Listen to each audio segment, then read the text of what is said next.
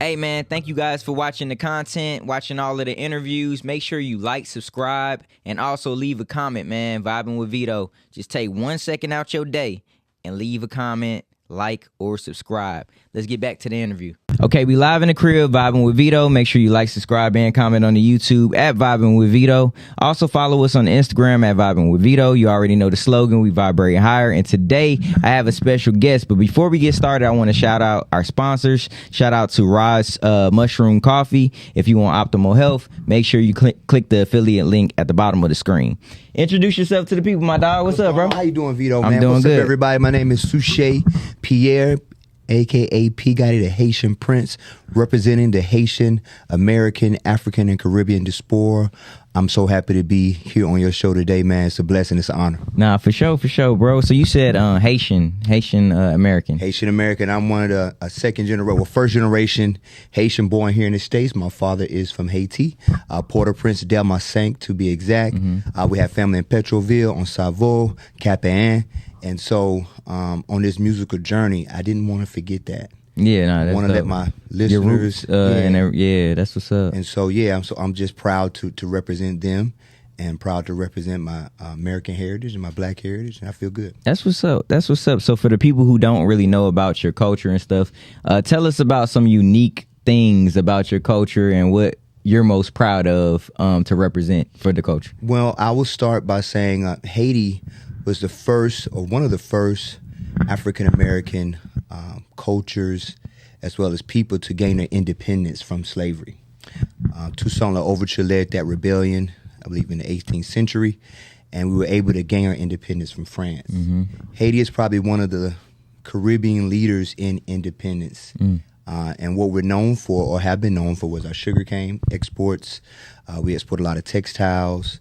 And we're just a strong people. The food is delicious. That's what's up. So bro. if y'all like Haitian food, get you some. I never had any Haitian food. Oh man, it's delicious. I'll tell you one unique thing about Haitian and Jamaican. We'll talk about the plantain. So Jamaican plantain is the banana, or it's sweet. They kind of bake it. It tastes good. But the Haitian plantain is smush and it's fried, and it's a little crunchy. You eat that with a Haitian dish called pickles. A little spice, mix that with some poisson or some poulet, which is fish or chicken, and it's good, man. Damn. So when you say mushy, like, are you like, so because plantains are really like, they look like bananas. Exactly. So when you say mushy, are y'all like kind of breaking it up, and it's kind of like it makes like a mush, like a mashed potato type? So that's a good question. So you smash it together, you flatten it out like you would a salmon croquette. But it's really flat. Then you deep fry that. So when you bite into it, it's crunchy, but it's also sweet as well. No shit. Yeah. Damn, that's dope. That's dope. Okay. When did you move here though? Or were you born here? Like I say, I was born here. So you was born here. Okay. Yeah, my father immigrated from Port-au-Prince. Came here on a scholarship for agriculture. Wonderful. He's a scientist. He went to. This is good questions, by the way. I don't get a chance to talk about Let's but he do went it. to UC Cal Davidson. He was a former vice president of Tuskegee University in agriculture. Damn. He used to go across the world to recruit students to come back to Tuskegee and teach them how to cultivate and export the land. He's also a former country director of Peace Corps under President Bush Jr. He did 2 terms with that. And he's just a great overall man, man. I love him. He is in his 90s this year. Wow. Damn, 90s. Yeah. That's what's up. That's a blessing to be in your 90s. Yeah. He's doing something right when it comes to his health then. He's learned how to farm the land. So he eats all of his own food. He on the Dr. Sebi, man. He eat all his own food, cut out a lot of meat. So whatever he eats, him and my mommy, whatever they eat, they grow it right in their backyard. Damn. Okay. So he consumes a lot of food that he grows. Exactly. In terms of like drinking, what does he drink? Is it water? Is mainly water? Or Derlot, which is water in Haiti, in Haitian or French, and he'll kill me if he saw this, but he gets the wine in. So I mean, red wine. They say red wine is good if you have a balance, like like a balance, like what you're eating and stuff like that. Balanced diet. Absolutely. Now that's crazy. Thank you for coming to vibe with me, man. Absolutely. Everybody that sits on this couch, I have the honor to ask them this question. Now I have the honor to ask you this question. Okay. Let's go. Pierre. Yes. How big would you dream if you knew you couldn't fail? Whoo. I'm reaching for the stars, man. You know, if I could own a planet, I would. If I could, you know, become the president of the United States, if I put my mind to it, I probably will. And so if I knew I couldn't fail, man, sky's the limit for me. Sky's is the limit. I love success. I love reaching and chasing success. One of my mentors back in the day said, don't be a dreamer, be a dream chaser. Because if you dream, you don't put no work in. You just in la la land. But if you chase after those dreams, 9 times out of 10, if you have unwavering faith and belief, you'll hit those dreams. Facts. You started in journalism at Georgia State, right? Yeah, and you worked with some of the major names like V103, Too Hot Radio, and Big Cat Records. Wow. Yeah. How did those experiences shape your understanding about the industry?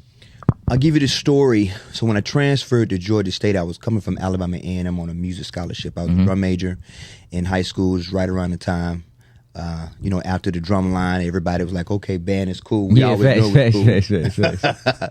But band was cool. And so I transferred here to Atlanta, got with Janet Jack.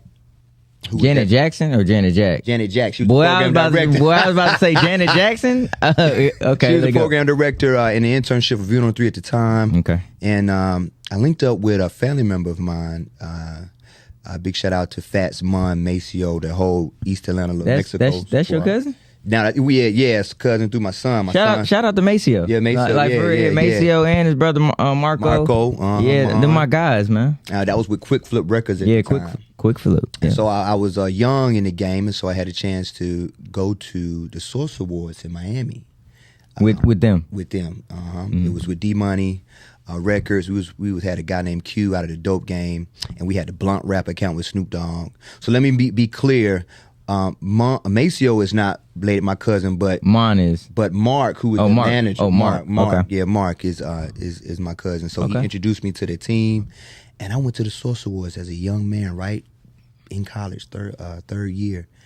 And when I sat down on the floor and I got to networking with people, I said, Veto, man, these people look just like you and me. The only thing that make them big is the TV.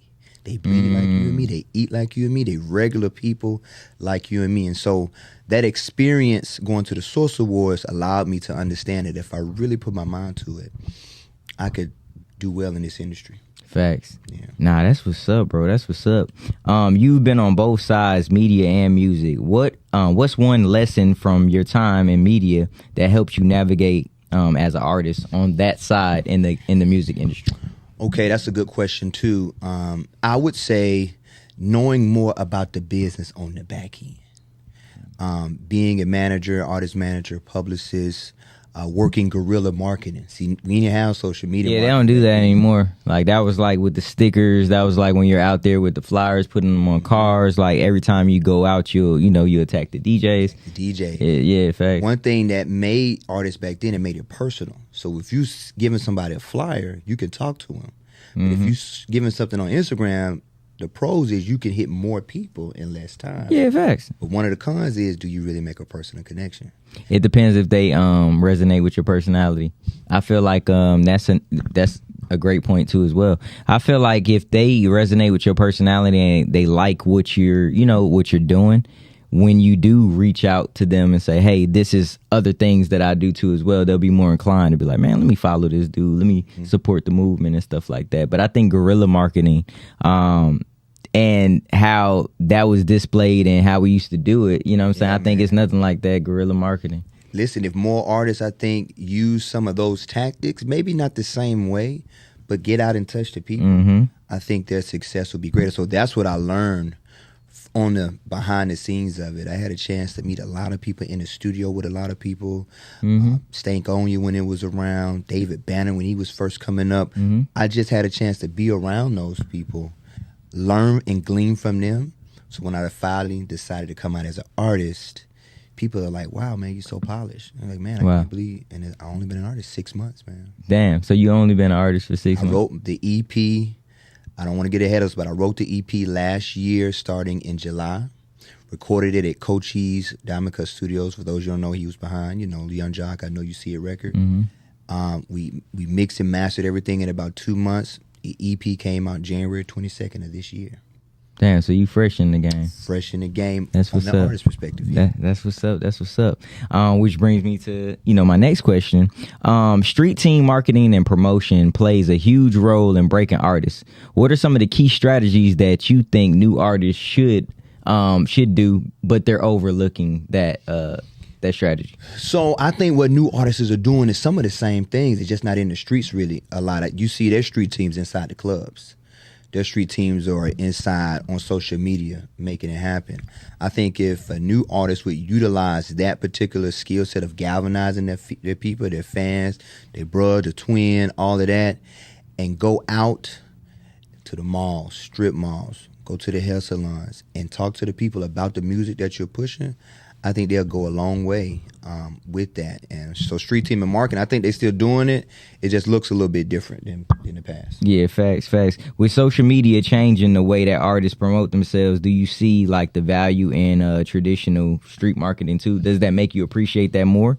Or do you feel like you should do both?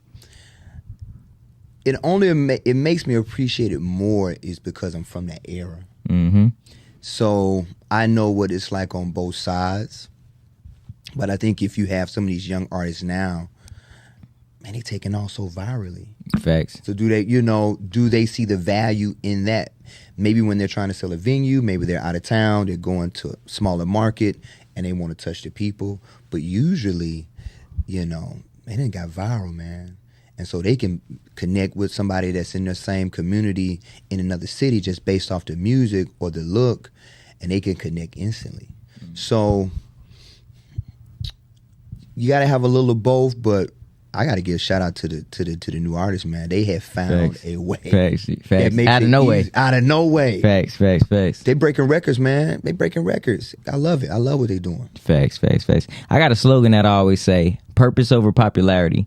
When I say that slogan to you, how can you put that in your own words? Purpose over popularity. Yep. And how does that resonate with you too as well? I would just add maybe one word on that if I could. Divine purpose over popularity. When you walking in your purpose, Veto, it don't matter how popular you are or unpopular you are. Mm-hmm. You're going to make some waves because you're walking in that divine purpose. If you are meant to be an artist, and you work hard enough, you'll be an artist. And people will find you. People will locate you. People will make sure that, they hear you or you want to be heard. But you just got to work.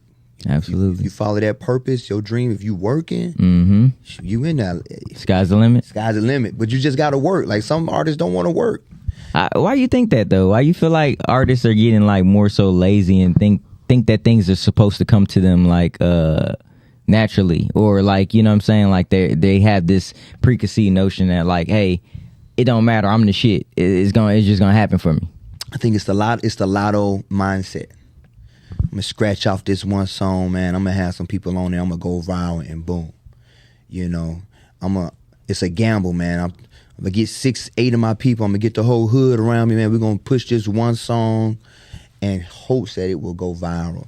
I just think it's a lotto, man. People wanna get rich quick, and with the music industry the way it is, you can do that. You can get rich quick. You don't have to be a platinum selling artist. You don't even have to go gold. You just gotta have somebody in your community rock with you, sell some venues, get you some club shows.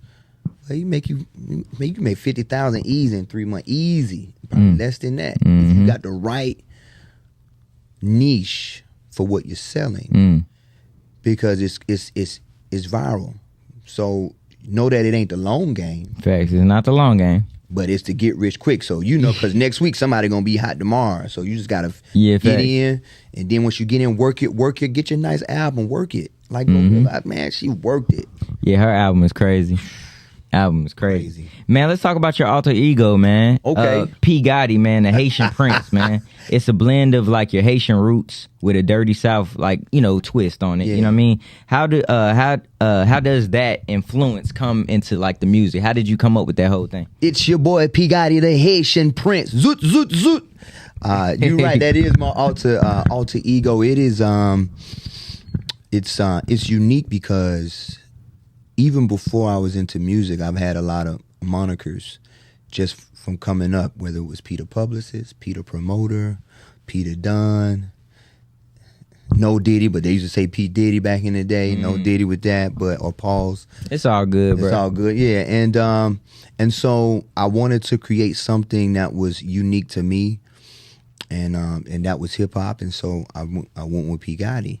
But P. Gotti is the, is the East Side, it's the Gresham, it's the Candler Road. It's the Candler Road Flea Market. It's the Kroger on Belvedere Plaza. It's the old Avondale Mall. Right. It's that person also combined with the Haitian roots, and then that's how we came up with this song, the Afrobeat song "Rapid Fire," man. So, that's dope. Yeah, P. Gotti. When you see him coming, man, we about to have a good time. That's hard. That's hard. Being Haitian in hip hop, in like a hip hop space, do you feel the responsibility to represent your culture in a certain type of way, or do you feel you just want the music to speak for itself? Not to put too much pressure on myself. I want the music to speak for itself. Facts. If you the song is Rapid Fire is a song where I'm paying tribute to my Haitian roots. It's a dancehall record. So once you hear it and you listen to it and you understand what I'm trying to do, I'm trying to bring all cultures together. Caribbean, African, Latin American, and U.S. To dance. I remember back in not too long ago, Peacock, the Royal Peacock was a dance hall. Yeah, Peacock used to be fun, bro. Fun. It used to be fun. I don't know what happened to it. And I want to bring that element back. I still think there are people out there that want to dance and have a good time. It's also a great song to work out to. So I don't want to put too much pressure on myself. I don't feel I have to save the culture, but just bring awareness to it. Yeah, facts.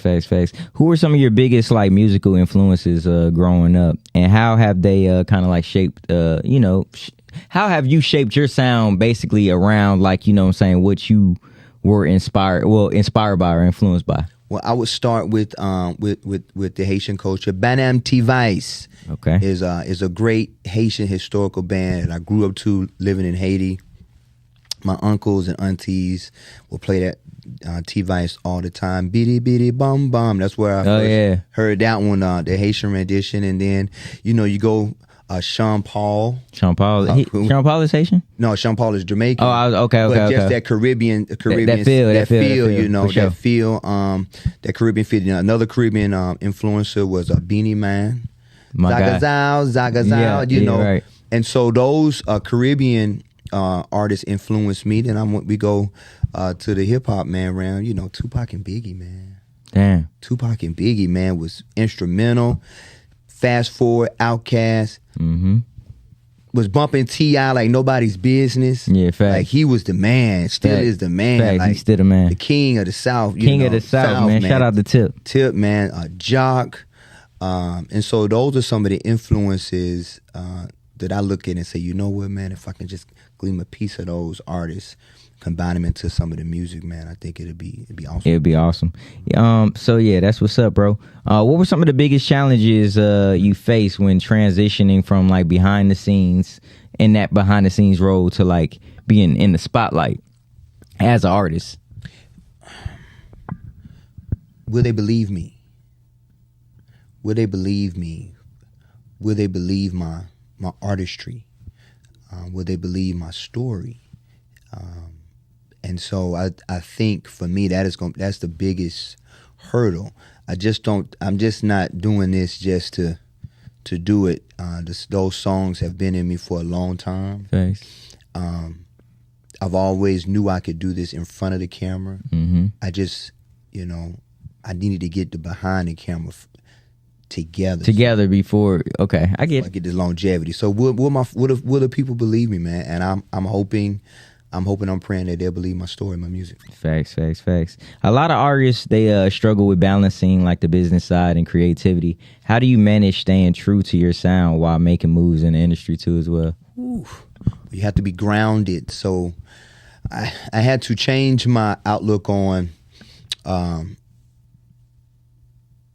I wanted to progress in the industry.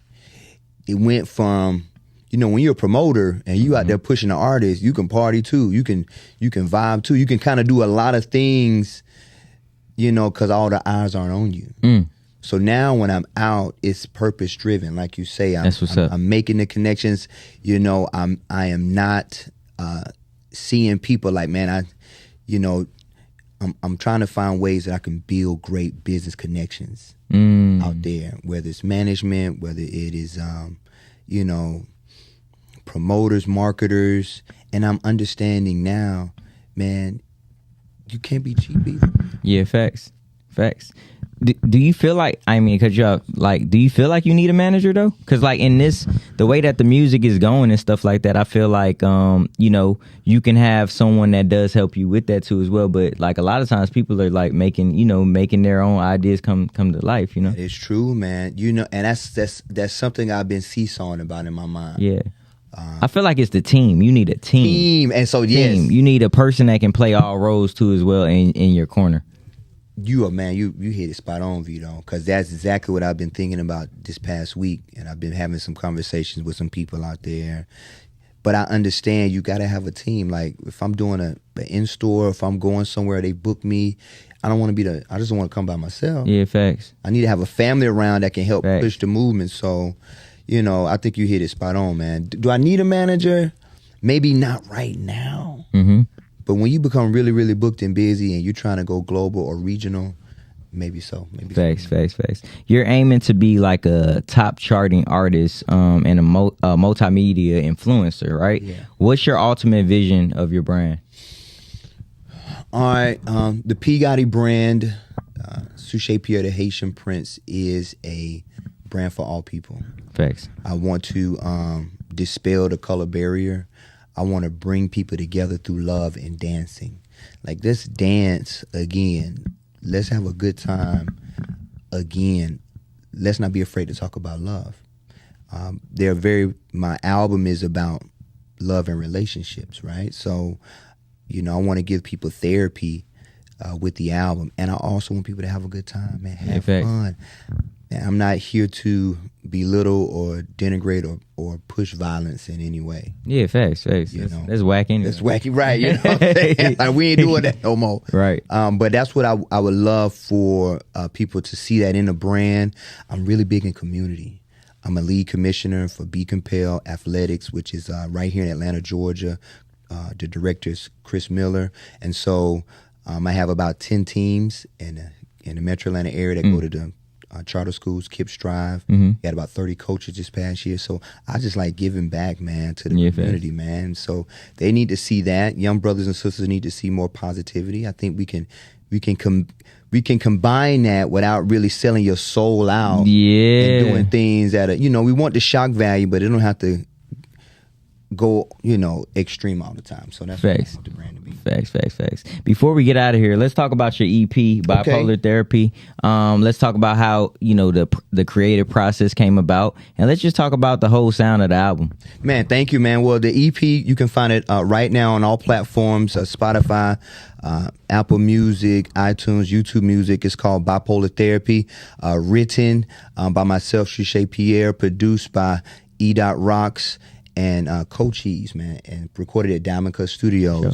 And so Bipolar Therapy is just that. It is a debut album. It's only 6 tracks on there about my relationships through my life. It's no stranger. I have 4 beautiful children. That's what's up. With 4 beautiful mothers. My boy is a super dad. You feel me? And so growing up, trying to navigate, how do you be a perfect parent? How do you be a good friend through co-parenting? How do you just be yourself through that? It's ups and downs and ebb and flows. It was a lot of toxic energy.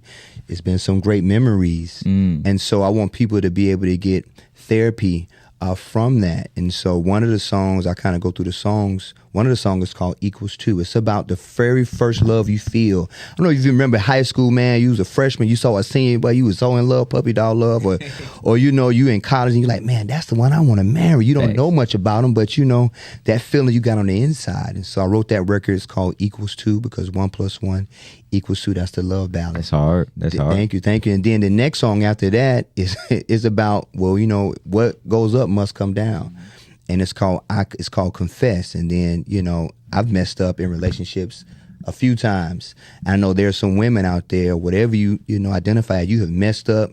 done some wrong, done some mistakes, and I had to learn the hard way. Man, you be honest, and then when you in the wrong, just say you own it. Yeah, own it, bro. Own it. And that's Confess.